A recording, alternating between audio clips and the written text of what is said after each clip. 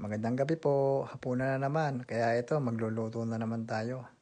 Tinry nga pala natin yung chicken pastil. Bali, nagpakulo lang tayo dyan ng tubig. Nilagay natin yung chicken breast, mga 25 minutes yan. Naglagay tayo ng paminta, ng dahon ng laurel, ng chicken powder, ng sibuyas, saka ng asin.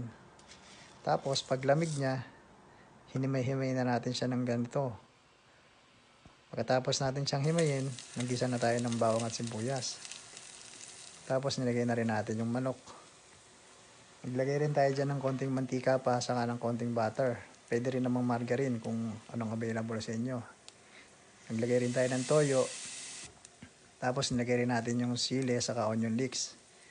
Kung gusto nyo maanghang, optional lang yan. Naglagay tayo ng chicken powder saka ng pamintang durog.